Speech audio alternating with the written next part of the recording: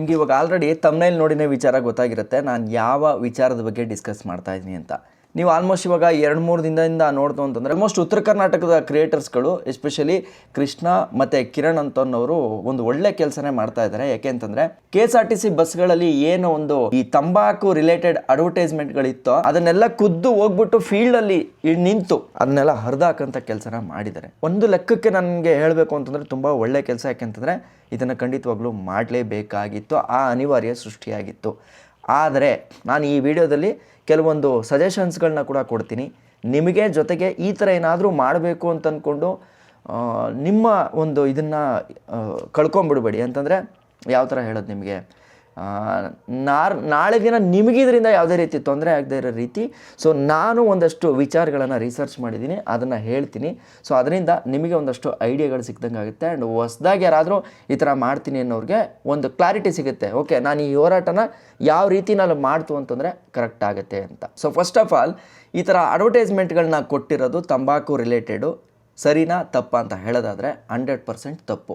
ಯಾಕೆ ಅಂತಂದರೆ ಇವುಗಳನ್ನ ಸರೋಗೇಟಿವ್ ಟೈಪ್ ಆಫ್ ಅಡ್ವರ್ಟೈಸ್ಮೆಂಟ್ ಅಂತ ಕರೀತಾರೆ. ಅಂತಂದರೆ COTPA ಅದನ್ನು ಕೊಟ್ಪಾ ಆ್ಯಕ್ಟ್ ಅಂತ ಕರೀತಾರೆ. 2003ನಲ್ಲಿ ಇದು ಬರುತ್ತೆ. ಈ ಒಂದು ಆ್ಯಕ್ಟ್ನ ಸೆಕ್ಷನ್ 5 ಅಡಿಯಲ್ಲಿ ಏನು ಹೇಳುತ್ತೆ ಅಂತಂದರೆ ಡೈರೆಕ್ಟ್ ಅಥವಾ ಇಂಡೈರೆಕ್ಟ್ ಟೈಪ್ ಆಫ್ ಟೊಬ್ಯಾಕೋ ಅಡ್ವರ್ಟೈಸ್ಮೆಂಟ್ಗಳನ್ನ ಕೊಡೋದು ಸಾರ್ವಜನಿಕ ಸ್ಥಳಗಳಲ್ಲಿ ಅಲೋ ಇಲ್ಲ ಅಂತ ಹೇಳುತ್ತೆ. ಲೈಕ್ ಎಕ್ಸಾಂಪಲ್, ಇವಾಗ KSRTC ನಾವು ಏನು ನೋಡ್ತಾ ಇದ್ದೀವೋ ಅದು ಕೂಡ ಒಂದು ಗೌರ್ನಮೆಂಟ್ ಓನ್ಡ್ ಬಸ್ಸು ಅಂತಂದರೆ ಅದು ಕೂಡ ಸಾರ್ವಜನಿಕ ಪ್ರದೇಶ ಅನ್ನೋ ಥರನೇ ಕನ್ಸಿಡರ್ ಆಗುತ್ತೆ. ಇನ್ನು ಗೌರ್ನಮೆಂಟ್ ಪ್ರಾಪರ್ಟಿ ಮೇಲೆ ಟೊಬ್ಯಾಕೋ ಹಾಕೋಂಥದ್ದು ಕೂಡ ಇದು ಇಲ್ಲೀಗಲ್ ಅಂತಲೇ ಕನ್ಸಿಡರ್ ಆಗುತ್ತೆ. ಹೋದ ವರ್ಷ ಏನಾಗುತ್ತೆ ಅಂತಂದರೆ ಈಗ ಏನು ನೀವು ಬಸ್ಗಳ ಮೇಲೆ ಅಡ್ವರ್ಟೈಸ್ಮೆಂಟ್ಗಳನ್ನ ನೋಡ್ತಾ ಇದ್ರೋ ಆ ಅಡ್ವರ್ಟೈಸ್ಮೆಂಟ್ಗಳನ್ನ ಕೊಡಬಾರ್ದು ಅಂತಂದ್ಬಿಟ್ಟು CM ಆಫೀಸಿಂದ ಲೆಟರ್ ಹೋಗಿದೆ, ಅಂದರೆ ಆರ್ಡ್ರ್ ಆಗಿದೆ. ಈ ಥರ ನೀವು ತಂಬಾಕುದು ಎಲ್ಲ ಅಡ್ವರ್ಟೈಸ್ಮೆಂಟ್ನ ಕೊಡ್ತಾ ಇದ್ದೀರಾ, ಅದನ್ನೆಲ್ಲ ತೆಗೆದಾಕಬೇಕು ಅಂತ. ಆದರೆ ನನಗೇನು ಅರ್ಥ ಆಗ್ತಾ ಇಲ್ಲ ಅಂತಂದರೆ KSRTC ಅವರು ನಮ್ಮನ್ನು ಯಾರು ಏನೂ ಮಾಡ್ಕೊಳಕ್ಕಾಗಲ್ಲ, CM ಆಫೀಸಿಂದ ಬಂದರೂ ನಾವು ತಲೆ ಕೆಡಿಸ್ಕೊಳ್ಳಲ್ಲ ಅನ್ನೋ ಲೆವೆಲ್ಗೆ ಆ್ಯಟಿಟ್ಯೂಡನ್ನು ತೋರಿಸ್ತಾ ಇದ್ದಾರೆ ಅಂತ ನನಗನ್ಸುತ್ತೆ. ಯಾಕೆ ಅಂತ ಹೇಳ್ತೀನಿ ಕೇಳಿ.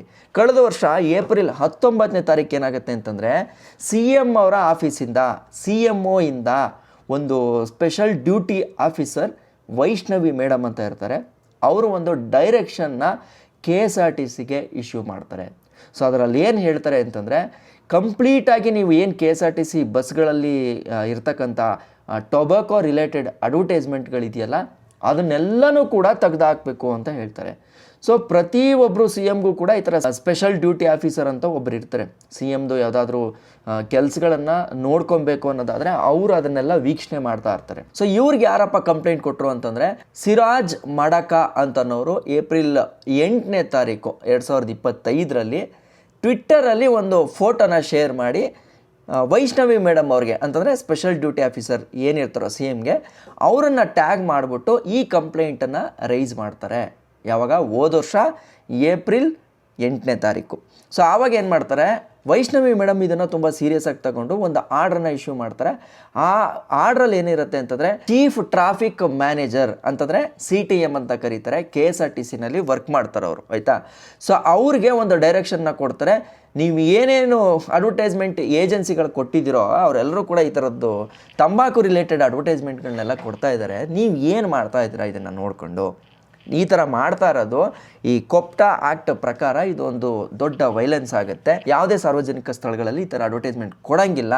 ನೀವು ಇದನ್ನು ಇನ್ನು ಮುಂದೆ ಈ ಥರ ಅಡ್ವರ್ಟೈಸ್ಮೆಂಟ್ ಬಸ್ಗಳಲ್ಲಿ ಬರಬಾರ್ದು ಅಂತಂದ್ಬಿಟ್ಟು ಒಂದು ಡೈರೆಕ್ಷನ್ನ ಕೊಡ್ತಾರೆ. ಅದರ ಜೊತೆಗೆ ಆ ಡಿಪಾರ್ಟ್ಮೆಂಟ್ ಯಾವ್ಯಾವ ಇನ್ವಾಲ್ವ್ ಆಗಿತ್ತು ಅಂತಂದರೆ ಚೀಫ್ ಮಿನಿಸ್ಟ್ರದ್ದು ಆಫೀಸಿಂದ ಅಂದರೆ CMO ಆಫೀಸು ಇನ್ಕ್ಲೂಡ್ ಆಗಿರುತ್ತೆ, health and family welfare department ಕೂಡ ಇದರಲ್ಲಿ ಇನ್ವಾಲ್ವ್ ಆಗಿರುತ್ತೆ. ಜೊತೆಗೆ KSRTC ಮ್ಯಾನೇಜಿಂಗ್ ಡೈರೆಕ್ಟರ್ ಆಫೀಸು ಮತ್ತು CTM ಅಂತಂದರೆ ಚೀಫ್ ಟ್ರಾಫಿಕ್ ಮ್ಯಾನೇಜರ್, ಇಷ್ಟೂ ಡಿಪಾರ್ಟ್ಮೆಂಟ್ಗಳು ಕೂಡ ಈ ಒಂದು ಕೇಸಲ್ಲಿ ಇನ್ವಾಲ್ವ್ ಆಗಿದೆ. ಆರ್ಡ್ರ್ ಯಾವತ್ತು ಬಂತೋ ಪಾಸ್ ಆಗಿದ್ದ ದಿನದಿಂದನೇ ಕೂಡ ಎಫೆಕ್ಟಿವ್ಗೆ ಬರುತ್ತೆ.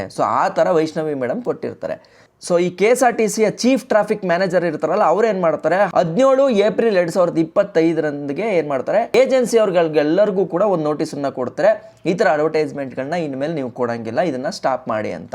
19ನೇ ತಾರೀಕು ಏನಾಗುತ್ತೆ ಅಂತಂದರೆ official directive by chief minister office to fully remove the ads ಅಂತಲೂ ಕೂಡ ಕೊಡುತ್ತೆ. ಅಂದರೆ 19ನೇ ತಾರೀಕು ಎಲ್ಲ ಅಡ್ವರ್ಟೈಸ್ಮೆಂಟ್ಗಳನ್ನ ಬಸ್ಸಿಂದ ತೆಗೆದುಹಾಕಬೇಕು, ಈ ಥರ ತಂಬಾಕು ರಿಲೇಟೆಡ್ ಇರೋದನ್ನು ಅಂತ ಹೇಳ್ತಾರೆ.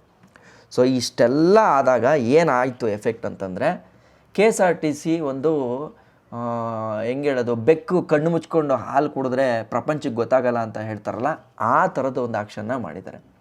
ಸೊ ಈಗ CM ಅವ್ರ ಆಫೀಸ್ ಇರೋದು ಬೆಂಗಳೂರಲ್ಲಲ್ವಾ, ನೀವು ಬೇಕಾದರೆ ಬೆಂಗಳೂರಿಗೆ ಬರೋಂಥ ಯಾವುದೇ ಬಸ್ಗಳನ್ನು ನೋಡಿ ಅದರಲ್ಲಿ ತಂಬಾಕು ರಿಲೇಟೆಡ್ ಅಡ್ವರ್ಟೈಸ್ಮೆಂಟ್ಗಳಿಲ್ಲ. ಆದರೆ ಬೆಂಗಳೂರನ್ನ ದಾಟಿ ನೀವು ಈ ಕಡೆ ಮೈಸೂರು, ಚಾಮರಾಜನಗರ ಅಥವಾ ಒಂಚೂರು ಈ ಕಡೆ ಚಿತ್ರದುರ್ಗ, ದಾವಣಗೆರೆ ಈ ಸೈಡ್ ಹೋಯ್ತು ಅಂತಂದರೆ ಇನ್ನು ಉತ್ತರ ಕರ್ನಾಟಕದ ಭಾಗಗಳಲ್ಲಿ ಇನ್ನೂ ಕೂಡ ಆ ಅಡ್ವರ್ಟೈಸ್ಮೆಂಟ್ಗಳನ್ನ ಯಾವುದನ್ನು ಕೂಡ ತೆಗ್ಸಿಲ್ಲ, ರಾಜಾರೋಷವಾಗಿ ಹಂಗೆ ಇಟ್ಕೊಂಡಿದ್ದಾರೆ. ಜೊತೆಗೆ ಹೊಸ ಅಡ್ವರ್ಟೈಸ್ಮೆಂಟ್ಗಳನ್ನ ಕೂಡ ಕೊಡ್ತಾ ಇದ್ದಾರೆ ಅಂತ ಗೊತ್ತಾಗ್ತಾ ಇದೆ. ಓಕೆ, ಇಲ್ಲಿ ತಾನೇ ಬಂದಿರೋದು ಡೈರೆಕ್ಷನ್ನು. ಸೊ ಹೆಂಗೋ ಇದನ್ನು ಇಲ್ಲಿ ಹೋಲ್ಡ್ ಮಾಡಿಕೊಂಡು ಅಲ್ಲಿ ದುಡ್ಡು ಮಾಡ್ಕೊಳ್ಳೋಣ ಅನ್ನೋ ಒಂದು ಪ್ರಯತ್ನ. ಸೊ ಇದರಲ್ಲಿ ಯಾರ್ಯಾರು ಇನ್ವಾಲ್ವ್ ಆಗಿರ್ತಾರೆ ಅಂತ ಹೇಳ್ತೀನಿ ನೋಡಿ. ಸೊ ಈಗೇನು ಬೆಂಗಳೂರು ಬಿಟ್ಟು ಮಿಕ್ಕಿದ್ದೆಲ್ಲ ಕಡೆನೂ ಕೂಡ ಈ ಅಡ್ವರ್ಟೈಸ್ಮೆಂಟ್ನ ಕೊಡ್ತಾ ಇದ್ದಾರೆ ಅಂತಂದರೆ, ಸೊ ಇದನ್ನು ಯಾರೂ ಅಷ್ಟು ಸುಲಭವಾಗಿ ಅಬ್ಸರ್ವ್ ಮಾಡಲ್ಲ. ಹಳ್ಳಿಗಳ ಕಡೆ ಇವೆಲ್ಲ ಏನು ಜನಕ್ಕೆ ಅಷ್ಟು ಗೊತ್ತಿರಲ್ಲ ಅನ್ನೋ ಒಂದು ಉದ್ದೇಶನ ಇಟ್ಕೊಂಡು ಈ ಅಡ್ವರ್ಟೈಸ್ಮೆಂಟ್ ಕಂಪ್ನಿ ಏನಿರ್ತಾರೋ ಅವ್ರಿಗೆ ಯಾರು ಈ ಅಡ್ವರ್ಟೈಸ್ಮೆಂಟ್ಗಳಿಗೆಲ್ಲ ಸಿಗ್ನೇಚರ್ ಹಾಕ್ಕೊಡೋದು, ಅಪ್ರೂವಲ್ ಮಾಡಿಕೊಡೋದು ಅವ್ರು ಇರ್ತಾರಲ್ಲ, ಅವ್ರ ಹತ್ರ ಒಂದು ಕನೆಕ್ಷನ್ ಮಾಡಿಕೊಂಡು ಒಂದಷ್ಟು ಈಸ್ಕೊಂಡು ಅದಾದಮೇಲೆ ಅಲ್ಲಿ ಪರ್ಮಿಷನ್ನ ಕೊಟ್ಟಿದ್ದಾರೆ. ಸೊ ಈಗ ನಿಮಗೆ ಇದ್ರದ್ದೊಂದು ಐಡಿಯಾ ಬಂದಿರುತ್ತೆ ಏನೇನು ನಡೀತಾ ಇದೆ ಎತ್ತ ಅಂತ. ಸೊ ಇದಕ್ಕೆ ಉತ್ತರ ಕೊಡಬೇಕಾಗಿರೋದು ಯಾರು ಅಂತಂದರೆ KSRTCಯ MD, ಜೊತೆಗೆ ಡೀನ್ ಅಂತ ಇರ್ತಾರಲ್ಲ ಅವರು, ಜೊತೆಗೆ ನಮ್ಮ ಟ್ರಾನ್ಸ್ಪೋರ್ಟ್ ಮಿನಿಸ್ಟರ್, ನಮ್ಮ ಕರ್ನಾಟಕದ ಸಾರಿಗೆ ಸಚಿವರು ಇದ್ದಾರಲ್ಲ, ದಯವಿಟ್ಟು ನೀವು ಕೂಡ ಇದರ ಬಗ್ಗೆ ಗಮನ ಹರಿಸ್ಬೇಕಾಗತ್ತೆ. ಯಾಕೆ KSRTC ಗೌರ್ನಮೆಂಟಿಂದ ಒಂದು ಆರ್ಡ್ರ್ ಬಂದಿದ್ರೂ ಕೂಡ ಹೆಲ್ತ್ ಡಿಪಾರ್ಟ್ಮೆಂಟಿಂದ ಬಂದಿದೆ ಮತ್ತು CMO ಕಡೆಯಿಂದ ಬಂದಿದೆ, ಆದ್ರೂ ಕೂಡ ತಲೆ ಕೆಡಿಸ್ಕೊಳ್ಳದೆ ನೀವು ಅಡ್ವರ್ಟೈಸ್ಮೆಂಟ್ಗಳನ್ನ ಬೇರೆ ಬೆಂಗಳೂರು ಬಿಟ್ಟು ಬೇರೆ ಕಡೆ ಕೊಡ್ತಾ ಇದ್ದೀರಾ ಅಂತಂದರೆ, ಯಾಕೆ ಬೇರೆ ಕಡೆ ಇರೋ ಬಸ್ಗಳು ಯಾವುದು KSRTCಗೆ ಬರಲ್ವಾ? KSRTC ಅಂತಂದರೆ ಜಸ್ಟ್ KSRTCಗೆ ಅಷ್ಟೇ ಆಗಲ್ಲ, ಅದು ಇಡೀ ಎಲ್ಲ ಕರ್ನಾಟಕದಲ್ಲಿರ್ತಕ್ಕಂಥ ಎಲ್ಲ ಬಸ್ಗಳ ಮೇಲೂ ಕೂಡ ಅದನ್ನು ಹಾಕಬಾರ್ದು ಅನ್ನೋ ಆದೇಶ ಅದು. ಅದನ್ನು ಹೆಂಗೆ ನೀವು ಉಲ್ಲಂಘನೆ ಮಾಡಿದ್ರಿ? ಎರಡನೇದು, ಈಗ ಯಾರು ಇದಕ್ಕೆ ಪರ್ಮಿಷನ್ ಕೊಟ್ಟರು? ಈಗ ಒಂದು ಅಡ್ವರ್ಟೈಸ್ಮೆಂಟ್ ಹಾಕಿಂತ ಮುಂಚೆ ಟೇಬಲಿಗೆ ಬರುತ್ತೆ, ಬಂದು ಅವ್ರಿಗೆ ತೋರಿಸ್ಬಿಟ್ಟು ರಿವ್ಯೂ ಆದಮೇಲೆ ಅಡ್ವರ್ಟೈಸ್ಮೆಂಟ್ನ ಕೊಡೋದು. ಈಗ ಎಕ್ಸಾಂಪಲ್ ನೀವು ಹೆಂಗೆ ಬೇರೆ ತುಪ್ಪದ್ದು, ಚಪ್ಪಲಿದು ಇವೆಲ್ಲ ಅಡ್ವರ್ಟೈಸ್ಮೆಂಟ್ ನೋಡ್ತಾ ಇದ್ದೀರಾ, ಅವೆಲ್ಲ ಅಪ್ರೂವ್ ತಗೊಂಡೇ ಅಡ್ವರ್ಟೈಸ್ಮೆಂಟ್ ಕೊಡೋದು. ಈಗ ಒಬ್ಬರು ಏಜೆನ್ಸಿ ತೊಗೊಂಡಿದ್ದಾರೆ ಅಂದಿದ ತಕ್ಷಣ ಅವ್ರು ಏನು ಬೇಕಾದರೂ ಮಾಡ್ಬೋದು ಅಂತಿರಲ್ಲ. ಪ್ರತಿ ಸಲನೂ ಕೂಡ ಡೀನ್ ಹತ್ರ ಬರುತ್ತೆ, ಅದು ಸಿಗ್ನೇಚರ್ ಆಗೇ ಹೋಗುತ್ತೆ. ಸೊ ಈಗ ಈ ಥರ CM ಕಡೆಯಿಂದ ಡೈರೆಕ್ಷನ್ ಇದ್ರೂ ಕೂಡ ಈ ಅಡ್ವರ್ಟೈಸ್ಮೆಂಟ್ನ ಯಾರು ಕೊಡೋಕ್ಕೆ ಪರ್ಮಿಷನ್ನ ಕೊಟ್ಟಿದ್ದಾರೆ ಅನ್ನೋದು ಗೊತ್ತಾಗಬೇಕು. ಸೊ ಜೊತೆಗೆ ಈ ಏಜೆನ್ಸಿಯವರು ಕೂಡ ಆ ಕಂಪ್ನಿಗಳವರಿಂದ ಎಕ್ಸ್ಟ್ರಾ ದುಡ್ಡು ಸಿಗುತ್ತೆ ಅನ್ನೋ ಒಂದು ಉದ್ದೇಶಕ್ಕೆ ಒಂದು ಸಿಸ್ಟಮನ್ನು ಹೆಂಗೆ ಮಾಡ್ತಾ ಇದ್ದಾರೆ ಅಂತಂದರೆ, ಒಂಥರ ಕರಪ್ಟಿವ್ ಟೈಪ್ ಮಾಡ್ತಾ ಇದ್ದಾರೆ. ಅವ್ರುಗಳೆಲ್ಲರ ಮೇಲೂ ಕೂಡ ಆಕ್ಷನ್ ಆಗಬೇಕು. ಇದಾಗಲಿಲ್ಲ ಅಂತಂದರೆ ನಿಜವಾಗ್ಲೂ ಇದನ್ನು ನಾಳೆ ದಿನ ಇದು ಸೋಷಿಯಲ್ ಮೀಡಿಯಾ ಕಾಲ, ಹುಡುಗರುಗಳು ತುಂಬ ಬ್ರಾಡ್ ಮೈಂಡ್ ಇದ್ದಾರೆ, ಎಲ್ಲ ಕಾಲೇಜ್ ಹುಡುಗರುಗಳೇ ಸಾಕು ಇದನ್ನು ನೋಡ್ಕೊಳ್ಳೋಕ್ಕೆ, ಇನ್ಯಾರು ಬೇಡ. ಆಮೇಲೆ ಇದೊಂದು ಅಡ್ವರ್ಟೈಸ್ಮೆಂಟ್ನ ಕೊಟ್ಟರೆ ದುಡ್ಡು ಜಾಸ್ತಿ ಬರುತ್ತೆ ಅನ್ನೋ ಎಕ್ಸ್ಪೆಕ್ಟೇಷನ್ಲೇನಾದರೂ ಒಳಗೊಳಗೆ ಅಧಿಕಾರಿಗಳು ಡೀಲ್ ಮಾಡಬೇಕು ಅಂತ ಯೋಚನೆ ಮಾಡ್ತು ಅಂತಂದರೆ, ಫ್ಯೂಚರಲ್ಲಿ ನೀವು ಯಾವುದೇ ರೀತಿಯ ಅಡ್ವರ್ಟೈಸ್ಮೆಂಟ್ಗಳನ್ನ ಬಸ್ನಲ್ಲಿ ಕೊಡೋಕ್ಕಾಗಲ್ಲ. ಆ ಥರದ ಸೀನ್ ಕ್ರಿಯೇಟ್ ಆಗುತ್ತೆ ಅಂತ ನನಗನ್ಸುತ್ತೆ. ಇನ್ನು ನೋಡಬೇಕು. ಇನ್ನು ನಾನೊಂದು ಸಜೆಷನ್ ಕೊಡ್ತೀನಿ. ಸೊ ಈಗ ಹುಡುಗರುಗಳು, ಈಗ ಯಾರು ಇಲ್ಲಿ ಫೀಲ್ಡಲ್ಲಿ ನಿಂತು ಪಾಪ ಕೆಲಸ ಮಾಡ್ತಾಯಿದ್ದಾರೋ ಅವ್ರುಗಳಿಗೆ ಹೇಳೋದು, ಸ್ವಲ್ಪ ಹುಷಾರಾಗಿರಿ. ಯಾಕೆ ಅಂತಂದರೆ, ನೀವು ಆ ಒಂದು ಇದನ್ನು ಅಂದರೆ ರ್ಯಾಪರ್ಗಳನ್ನ ಎಳಿತಾ ಇದ್ದೀರಲ್ಲ, ಅದು ಒಳ್ಳೆ ಕೆಲಸ, ಕಿತ್ತು ರಿಮೂವ್ ಮಾಡ್ತಾ ಇರೋದು ಅದ್ಭುತವಾದ ಕೆಲಸ. ಆದರೆ ನಾಳೆ ದಿನ ಕೇಸ್ನ ನಿಮ್ಮ ಮೇಲೆ ಉಲ್ಟಾ ಮಾಡ್ಬೋದು. ಯಾವ ಥರ ಮಾಡ್ಬೋದು ಅಂತಂದರೆ, ಒಂದು ಸಾರ್ವಜನಿಕ ಸ್ವತ್ತನ್ನು ಇವರು ಅರ್ಧದ್ರಿಂದ ಅದರ ಪೇಂಟಿಂಗ್ ಎಲ್ಲ ಹೋಯ್ತು, ಗಾಡಿಗೆ ಡ್ಯಾಮೇಜ್ ಆಯಿತು, ಈಗ ಇವರಿಂದ ರಿಕವರಿ ಮಾಡಬೇಕು ಅಂತಲೂ ಕೂಡ ನಿಮಗೆ ತೊಂದರೆ ಮಾಡಬಹುದು. ಸೊ ಬೆಟರ್ ಆಪ್ಷನ್ ಏನು ಅಂತಂದರೆ, ನೀವು ಅದನ್ನು ಡೈರೆಕ್ಟಾಗಿ ಕೀಳಕ್ಕೆ ಹೋಗೋದು ಇದೆಯಲ್ಲ, ಅದೊಂದು ಸ್ವಲ್ಪ ಕಷ್ಟ ಆಗಬಹುದು. ಹೆಂಗೆ ಅಂತಂದರೆ, ಒಬ್ಬೊಬ್ಬರೇ ಇನ್ವಾಲ್ವ್ ಆಗೋಕ್ಕೆ ಹೋಗಬೇಡಿ, ಅದರಲ್ಲಿ ತುಂಬ ಕಷ್ಟ ಇದೆ. ಆ್ಯಂಡ್ ಜೊತೆಗೆ ಕಾನೂನನ್ನ ತಿಳ್ಕೊಳ್ಳಿ. ಓಕೆ, ನಾನು ಇದನ್ನು ಮಾಡಿದ್ರೆ ಹೆಂಗೆ ಆಗ್ಬೋದು ಅನ್ನೋದೊಂದು ಐಡಿಯಾ ಇರಲಿ. ನಿಮ್ಗೊಂದು ಐಡಿಯಾ ಕೊಡ್ತಾಯಿದ್ದೀನಿ ನಾನು. ನಾಳೆ ದಿನ ಈ ಕೇಸ್ನ ಹೆಂಗೆ ಬೇಕಾದ್ರೂ ತಿರುಗ್ಸೋಕ್ಕೆ ರೆಡಿ ಇರ್ತಾರೆ. ಯಾಕೆ ಅಂತಂದರೆ ಅಷ್ಟು ದುಡ್ಡು ಫ್ಲೋ ಆಗುತ್ತೆ ಇಲ್ಲಿ. ಸೊ ಅಷ್ಟು ಫ್ಲೋ ಆಗುತ್ತೆ ಅಂತಂದರೆ ಯಾರ್ಯಾರನ್ನೂ ಬೇಕಾದರೂ ಇನ್ವಾಲ್ವ್ ಮಾಡ್ಕೊಳ್ಳೋಂಥ ಸಾಧ್ಯತೆ ಇರುತ್ತೆ. ದಯವಿಟ್ಟು ನೀವು ಒಂದು ಸ್ವಲ್ಪ ಹುಷಾರಾಗಿ ಇದ್ದು ಫೀಲ್ಡಲ್ಲಿ ಕೆಲಸ ಮಾಡಿ. ನನಗೆ ಗೊತ್ತಿರೋ ಮಟ್ಟಿಗೆ ವೀಡಿಯೋಗಳಲ್ಲೇ ಅವೇರ್ನೆಸ್ ಮೂಡಿಸೋಣ. ಆಲ್ಮೋಸ್ಟ್ ಅದು ಖಂಡಿತ ಆಗೇ ಆಗುತ್ತೆ. ಇವತ್ತು ಒಂದೊಂದು ವೀಡಿಯೋಗಳು ಮಾಡ್ಕೊಂಡೇ ಇಲ್ಲಿ ಲೆವೆಲ್ವರೆಗೂ ಕೂಡ ಇದು ಬಂದಿದೆ. ಸೊ ಹಂಗಿರ್ಬೇಕಾದ್ರೆ ಖಂಡಿತ ಇದು ಬಂದೇ ಬರುತ್ತೆ. ಜೊತೆಗೆ ನಿಂತು ಹೋರಾಡೋಣ, ತಪ್ಪೇನಿಲ್ಲ. ಒಳ್ಳೆ ಕೆಲಸ ಅಂತ ಬಂದಾಗ ಒಳ್ಳೆ ಕೆಲಸಕ್ಕೆ ಎಲ್ಲರೂ ಕೂಡ ಹಸ್ತನ ಜೋಡಿಸ್ಬೇಕು.